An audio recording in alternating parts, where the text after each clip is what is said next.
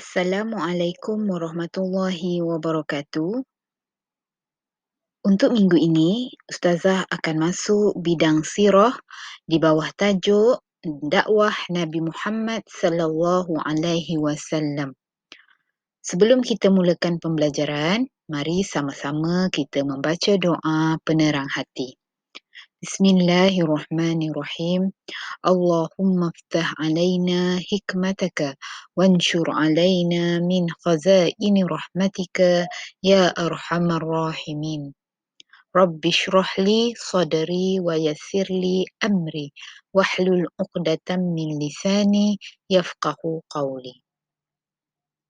Okey anak-anak, untuk minggu ini objektif pembelajaran kita, Ustazah harap murid-murid dapat mengetahui maksud dakwah. Yang kedua, bagaimana cara dakwah Nabi. Okey ya.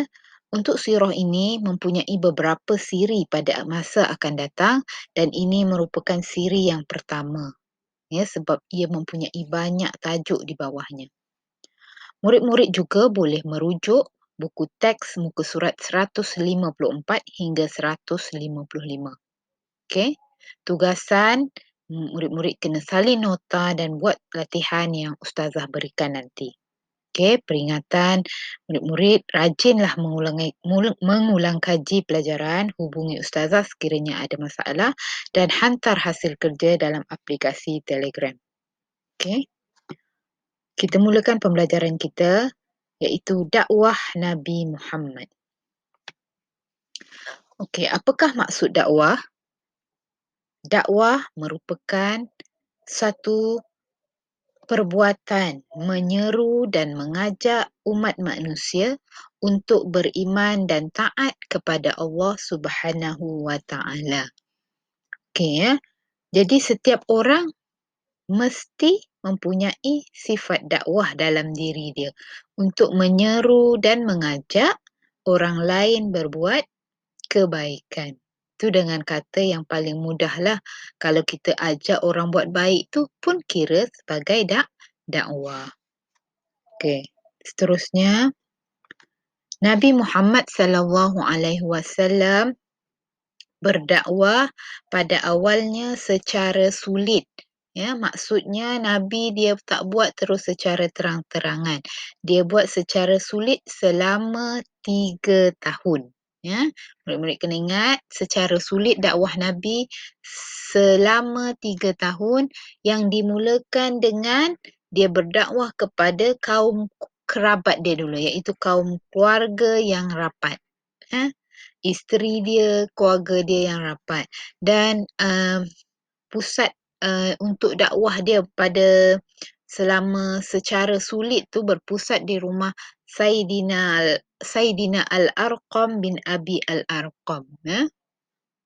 Jadi untuk dakwah secara sulit ni Nabi Muhammad sallallahu alaihi wasallam berdakwah kepada kaum kerabat dan sahabat-sahabat yang terdekat. Selepas itu diperintahkan Allah Nabi Muhammad mendapat wahyu agar berdakwah secara terang-terangan. Ya, jadi selepas 3 tahun barulah Nabi berdakwah secara terang-terangan. Okey, seterusnya. Cara Nabi Muhammad berdakwah. Ya, sama ada dua, iaitu secara lisan ataupun secara perbuatan.